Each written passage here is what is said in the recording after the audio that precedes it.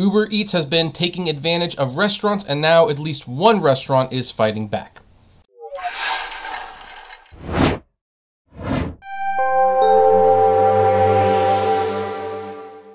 Hey everyone, this is Kevin the Apptrepreneur. Now we all know that Uber Eats, it's no surprise why Uber Eats became such a big thing in 2020. Granted, it was a thing for a while, and yes, it made Uber a little bit of money, but in the last year, Uber Eats has really taken off to the point that Uber as a company has even downplayed the ride-sharing business to the point of even selling their self-driving cars division. They said, hey, you know what? We are doubling down on food delivery. And why is that? Well, because it's pretty simple. People are locked indoors. The shutdowns are probably going to last for at least a few more months, and there will probably be at least some dining restrictions through the end of the year.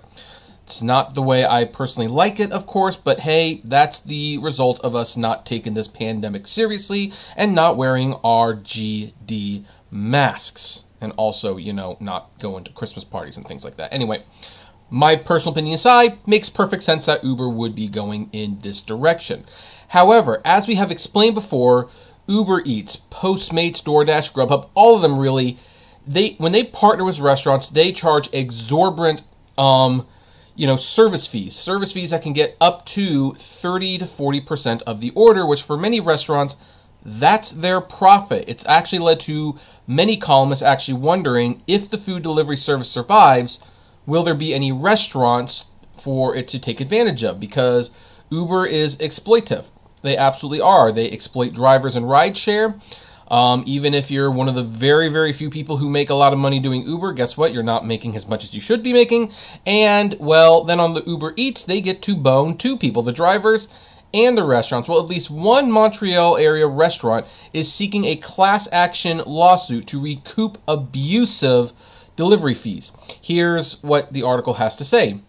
Deli Boys Restaurant in Côte Street, Luke, I hope I said that right, has filed an application in court seeking to launch a class action suit against a trio of delivery services, alleging the commissions they charge are disproportionate, exploitative, and abusive under Quebec's civil code.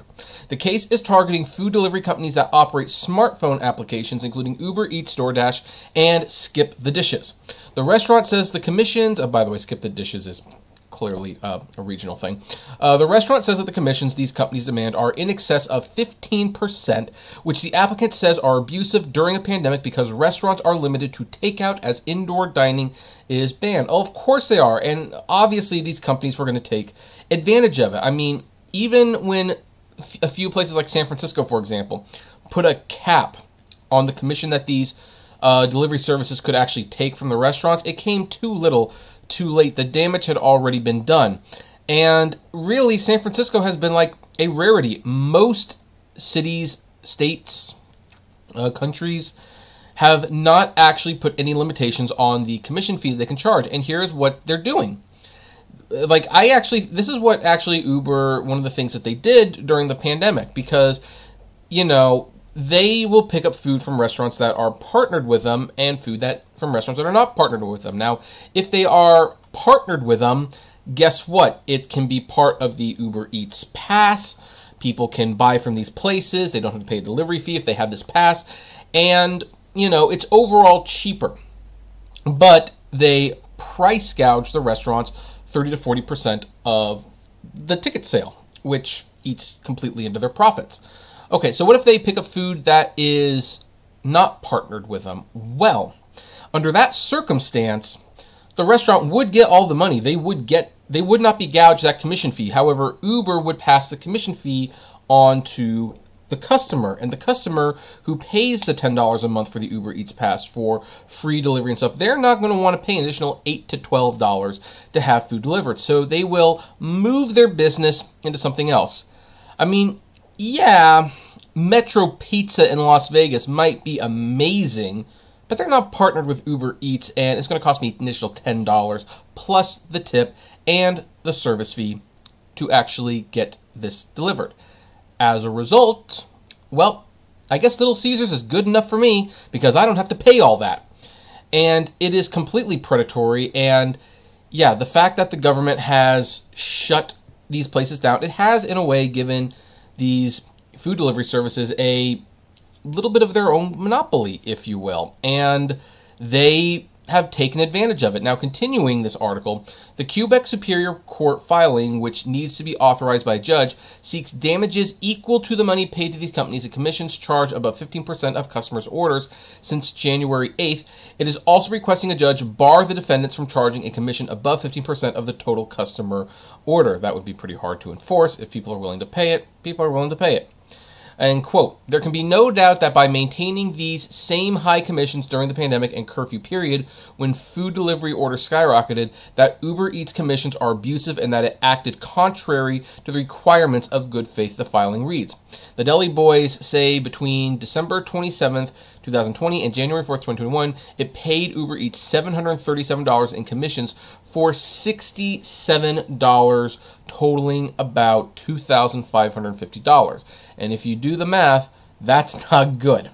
According to the filing, if the cap had been set at 15%, the commissions would have totaled $368, which still would have hurt them for the record, but it would have been manageable. Consequently, an excessive disproportion exists when the defendants charge restaurants commissions in excess of 15%. Lawyer Joey Zuckran, who filed the lawsuit on behalf of the Deli Boys, said it could take up to 1 year for a judge to authorize the class action, even longer for the case to be heard on its merits, which at that point they might actually forget that there was a pandemic going on and people are locked in their house, and basically these restaurants were forced to play by Uber's rules, and DoorDash, of course, and skip the line. And they didn't have a choice. Heck, will these restaurants even still be in business by then? Who knows? Zuckran said restaurants have little choice but to work with food delivery companies that use smartphone applications. Quote, in order to stay competitive and relevant, they have no choice. Well, you do have a choice. You can develop your own system, but yeah, people don't want a million apps on their phone. They just want one. So that becomes problematic.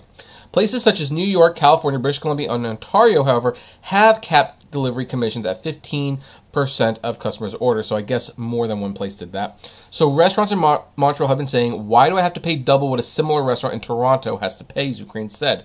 Well, because, Montreal didn't cap, that's why. In an emailed statement, Uber spokesperson Jonathan Himmel did not directly comment on the class action. Instead, he just said, UberEATS supports restaurants by driving demand with marketing campaigns, eliminating activation fees, instituting daily payments, and providing flexible options. He said, you know what, I used to believe that. Like, if you go back 5 to 6 years on this channel, when this was first happening with DoorDash, and DoorDash was suing In-N-Out Burger, I actually condemned In-N-Out Burger for doing it, saying this is the future, why don't you do this? Like, this is just where it's going. But of course, I know better now. I know that no, DoorDash is not your friend. They will abuse you, and really, you don't want this to be the norm if you are a restaurant, because if people just want to have food delivered to them, then, again, they don't want a million apps. They're going to want 1 or 2 apps that give all their needs, and in that sense, you are creating a middleman. Restaurants are not, look, running a restaurant does not make you a millionaire. In fact, most restaurant owners, while they live comfortably, they live nowhere near how the Silicon Valley CEOs live. They live modestly, but comfortably. But because their margins are small, but they're enough. Once you have a middleman in there, the margins start shrinking, and before you know it, running a restaurant is basically a poverty job. You are selling the food, you're running your business, you're doing all this stuff, but you now have a middleman that you did not have before, and that creates a problem. Now, is that illegal? No, it's not illegal, although this is predatory, and, it would be nice to see it addressed. I don't know what can be done going forward, but at least one restaurant in Montreal is starting to fight back. I would now like to ask, though, what do you think of this story? Do you think this class action has a chance of going anywhere, or do you think, nope, it's a done deal, they're toast? I'd love to know. Comment below, like, favorite, share, subscribe, and as always, flame responsibly. Have a good one.